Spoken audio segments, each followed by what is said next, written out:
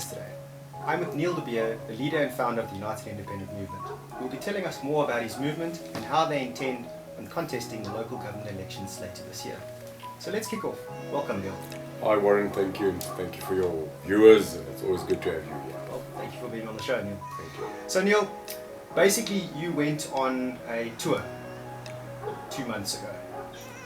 Round 2 is pretty much inevitable. It's about to kick off. Tell me, what was the highlights and the experience gained from the tour around South Africa? I think the fundamental principle is that I'm about the only political leader currently in a movement of politics that currently decided that I need to go to the ground. It is exceptionally unbelievable and astounding that our leaders that are in parliament, and the politicians, specifically the leaders of so-called parties, have not taken the time to go back to grassroots. I took 3 weeks in a vehicle, more than 8,000 to 10,000 kilometers, to go and see what the people of South Africa are saying. And every single stop, every meeting, every discussion and every speech was a highlight. There was no lowlights. It was fundamentally the people of South Africa and asking them what's wrong and how do we fix it. And I think I came back after 3 weeks understanding that I probably lived in a bubble. And if I'm in a bubble without seeing outside what's going on in this country on the ground, can you imagine the people that lead or so-called lead this country not taking that same effort? In saying that, Neil, what is the mission and vision of the UIM? It's very clear. Politics has become a word that currently is an absolute sentiment of negativity. You do not speak of politicians today in admiration, or you don't speak of politics being noble. And that is a pity, because it started to be a noble affair when people represented the voice of people. And what has happened, plain and simply, is that we need to now understand that we the people of this country, the normal person, needs to get up and go into politics and take the honor, the nobility, and becoming the people that stand up for justice ourselves, because the politicians in this country in specific have absolutely failed. So the mission of the UIM is to independently rise, unite this country, fight crime, fight corruption, get capital back where it belongs, and do it in the light of Christ, and in that person, that being that gives us hope. And that is it. Well, that's fantastic. So Neil, you were talking about fighting crime, corruption, and obviously more capital for the people. Tell me, what is the UIM intend on doing to improve policing? Being a person that comes from being in uniform, and also very realistically in the past, being involved in the past 2 years actually on the ground fighting crime with a unit called the CRU that spent more than 280 nights on duty fighting crime. It is very clear that the police's morale needs a boost. It's very clear that the police are understaffed, and it is also very clear that the police are mismanaged. Leadership needs to come back into the South African police service, but more than that, the morale. If there is no morale, if there is no leadership that leads an entity that has to fight the dark to light, then we can't even do it. So what the UIM would do is it would increase police capacity. It will ensure that the budgets are doubled.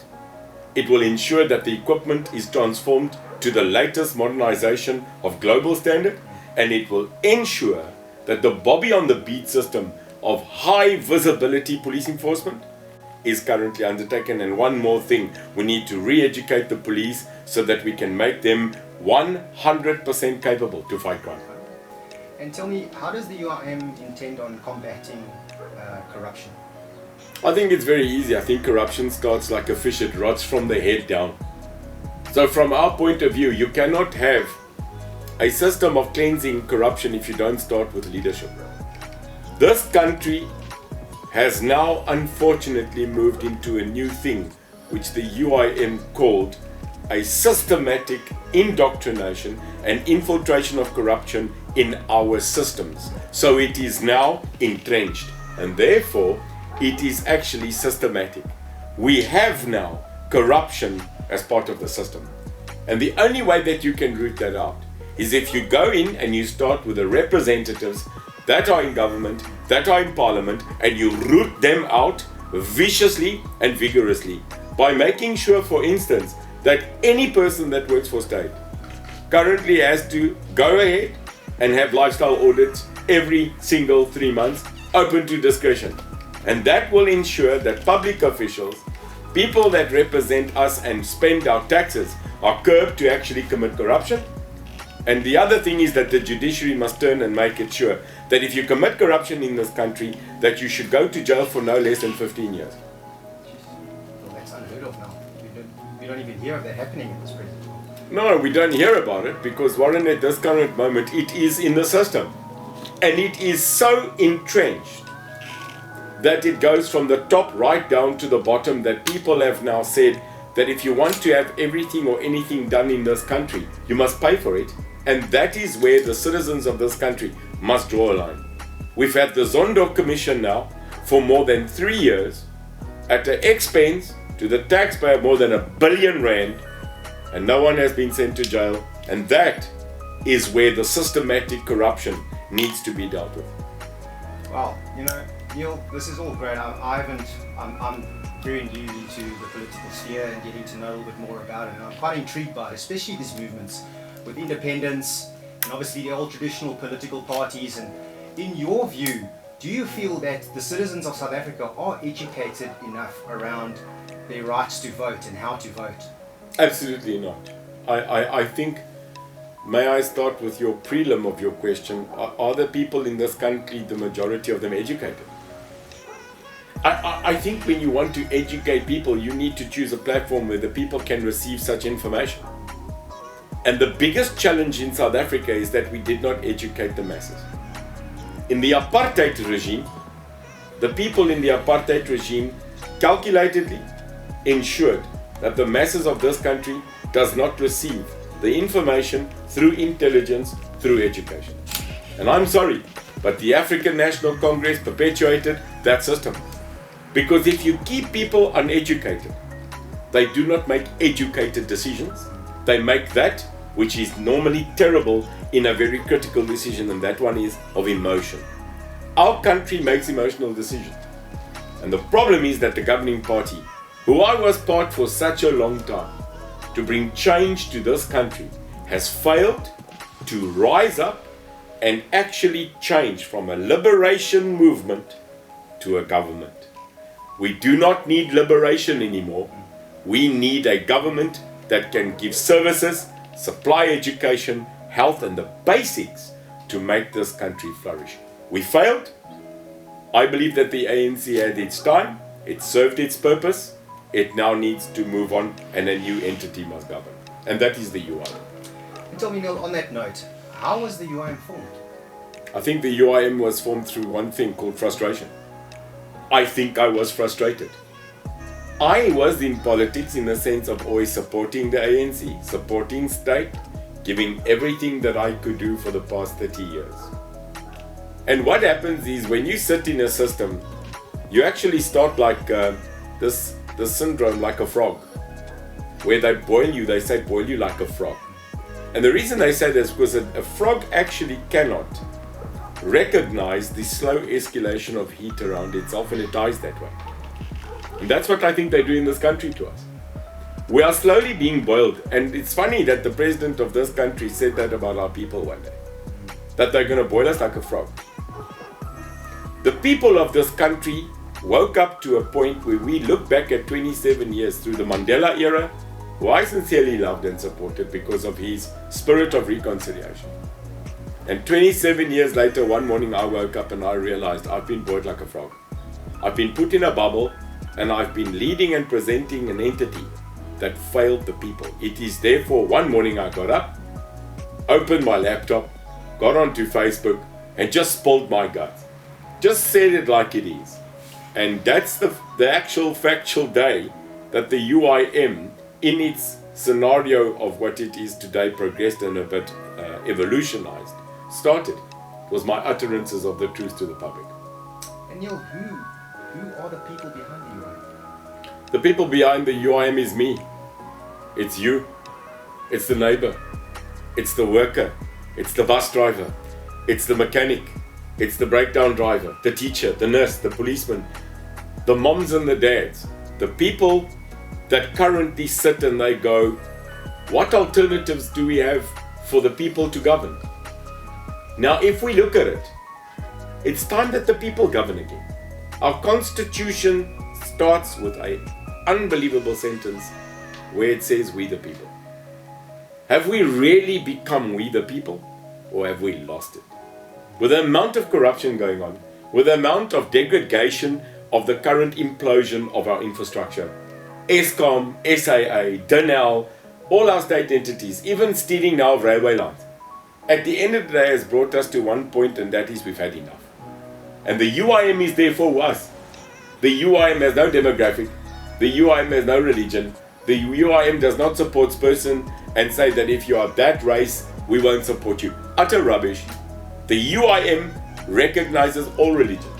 The UIM is sensitive to the protection of all nations in this nation. And finally, race should be something that should be taken out and should become like the dinosaurs, extinct.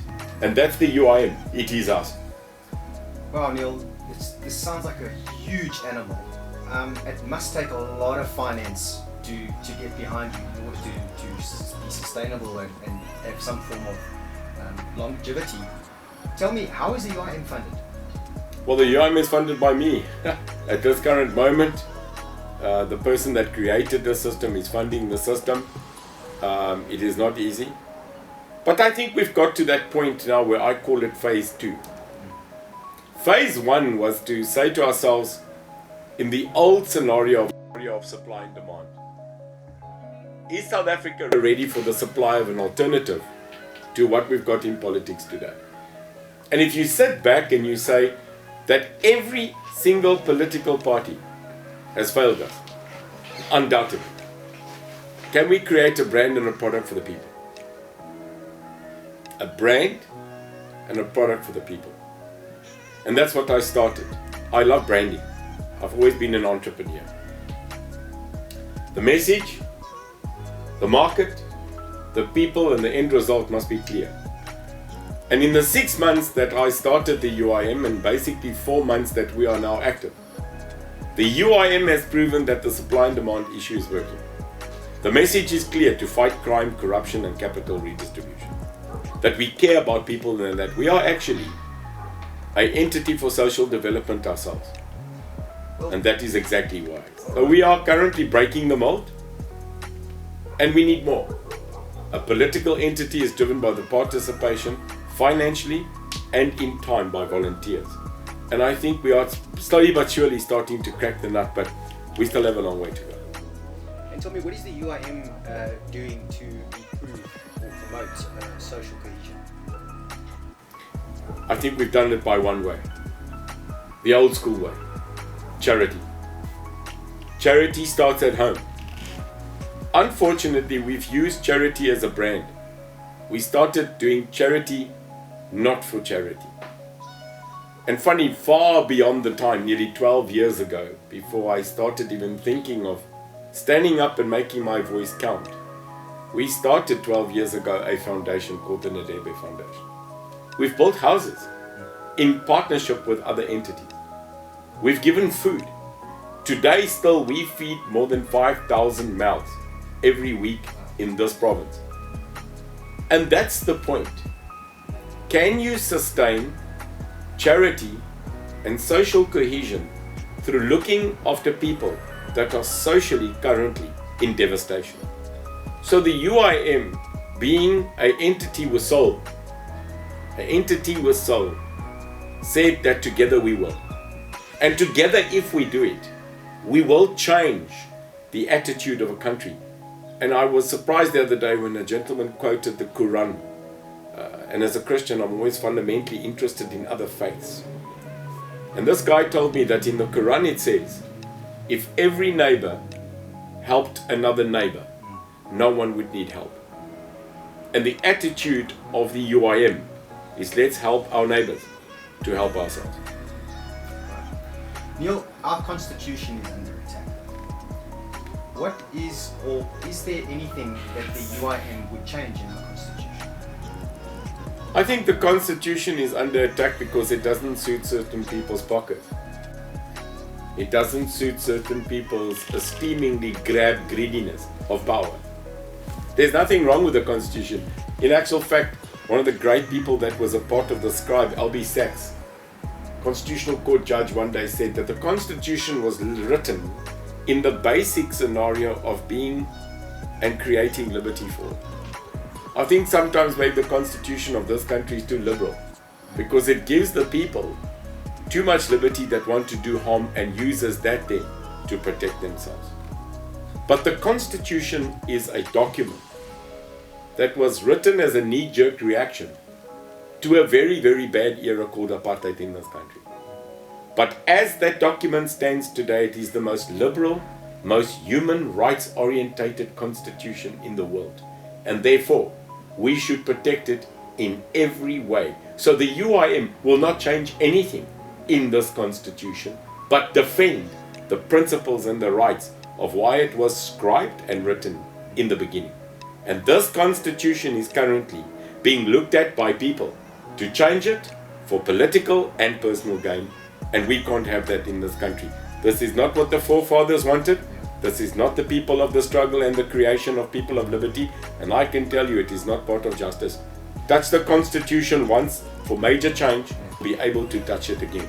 So we will defend it with everything that we've got. So Neil, obviously there's two specific threats. One, Section 25, the land without compensation. Just share a little bit more. So today I was given a nice piece written by quite an educated person that now hit News 24 on the eye lines of articles, where this gentleman actually analyzed the factual relation of the changes of Section 25 in our Constitution, and I loved it. And obviously based on that article, in the next 2 days the UIM will release it so that the public can understand that opinion. There is a major possibility that this is not about land, but property. Now, if it was defined as taking vacant land and redistribution of vacant land, earth, without compensation, people could debate and discuss. But they are not using the word land. Sorry, so when you say property, does that mean Anything. my car? It means your car. It means your company. It means your shares. It means your house. It means everything that is related to yours, property. And one thing more that was shocking that could be put in and could be a possibility is IP, intellectual property. Because these days people also equate intellectual property to an asset. So you can imagine, if we do not define what we are trying to do correctly in this country by understanding to the letter of the law the changes and attack on Section 25, this country could be duped and be put into a position where property in its entirety, including your guns, including every asset that you obtain and even animals, that could be looked at as property, and the state will have total control of that without compensation. And in your mind, what would your solution be to counter this act from being passed? The solution is to tell everybody that they should wake up. Because currently the apathy of this country is, if it's not going to happen to me, I don't care. And the problem that we've got in this country is, if it doesn't affect me, I'm not going to get involved. Well, you must now get involved. And the only way that the UIM can fiercely object and not just go to court, but mobilize this country to say no, is by leading the way and effectively saying to the people who are governing, the government of this day is the African National Congress. And the only way to show these people that the people of this country are against what they're trying to do is to rise and to go to the ballot box, unite and vote them out. And that's the only way that you change the system. And it is not going to work through burning tires. It's not going to work through war. It's not going to work by burning down our infrastructure and continually picketing and rioting. No. The only way in a democracy, which by the way this country has agreed since 94 it would be, is a multi-party democracy. Is in a democratic society, when you have the opportunity to vote, vote them out. And that's change. And that's the only way. And lastly, the second point, the nationalisation of the Reserve Bank. Tell me, Neil, do you see any benefit in the government wanting to nationalise the Reserve Bank? The only benefit that anybody wants to nationalise anything is control. Because there is currently no extramural benefit for this country and a failed state. A government that cannot even control its SOEs, to now also want to actually control the fiscal future, the ratings, and the fiscal agency of this country, which is the Reserve Bank. My opinion is very clear. Communistic, nationalistic ideologies do not work in the modern era. If we are a capitalist entity, which we are, and we are a democratic nation, then competitiveness should be the answer, not nationalization. If we currently cannot run state-owned enterprises, and most of them are bankrupt, then why are we saying that when we do the same, we're going to get a change? No, sir. It is very clear. Privatization, competitiveness, competition in the market, and ensuring that government is not a competitor in business, but a person that can actually supply more services to educate and create more businesses in this country, not nationalization. And what impact would it have on us as tax-paying citizens if the national or the Reserve Bank was to be nationalized? Well, firstly, the Reserve Bank actually depicts the repo rate in this country. It actually decides what is the inflation of this country in the sense of its monetary policy. So the monetary policy and the Monetary Policy Committee lies with the Reserve Bank. And with that in hand, they can manipulate the escalation and de-escalation, for instance, in foreign currency, the current value of the rand, and also what we as taxpayers and the people that commonly have debt in this country should pay back. Now, in a nationalistic, communistic attitude, they would want you to pay zero. And they would like you to owe zero. And they would like you to actually be fooled that at this current moment in day, everybody's equal, everybody should get the same. It doesn't work like that in a capitalistic democratic society. So the onslaught of this thing called RET, radical economic transformation, is nothing but the state captured to be extended to further their pockets and their agendas, and to dig into us, the private citizen, who's already taking pressure and taking so much flack in COVID, to actually currently stand up and earn a living wage. Neil, do you have an alternative to this ludicrous intention of the nationalisation? Well, the alternative at the end of the day is to ensure that the Reserve Bank isn't national.